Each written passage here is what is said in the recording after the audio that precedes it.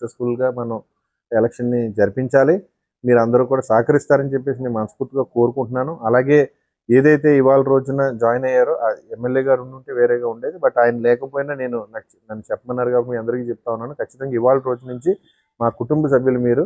అందులో అలాగే మిమ్మల్ని ట్రీట్ చేస్తారని ఎట్టి పరిస్థితుల్లో మీకు ఏదైనా పని ఉందన్నప్పుడు ఖచ్చితంగా మీరు రావచ్చు. పార్టీతో పాటు కొంతమంది వైసీపీ నాయకులు కూడా ఇక్కడ జనసేన పార్టీలో మన ఎమ్మెల్యే గారి కార్యాలయంలో బొలిశెట్టి రాజేష్ గారు అలాగే తోట రాజా గారి ఆధ్వర్యంలో జాయిన్ అవ్వడం జరిగింది. ఈరోజు రాజీనామా చేసిన విషయం తోట గోపి గారికి తెలిసింది. తెలిసిన తర్వాత ఎలాగో తెలిసిన తర్వాత రాజా గారిని రాజేష్ గారిని ఇద్దరిని నా దగ్గర పంపడం జరిగింది. పంపి కూటమన్నాక మనం అందరం కలిసే ఉండాలి, నువ్వు ఏ పార్టీలోకి వెళ్ళొద్దు అని చెప్పడం జరిగింది. చెప్పిన తర్వాత మళ్ళీ నేను నీటి సంఘం నెంబర్ కింద ఉన్నాయని మొన్న దానికి రిజైన్ చేసి ఇప్పుడు ఈ రోజు ఈ పార్టీలోకి జాయిన్ అవ్వడం జరిగింది.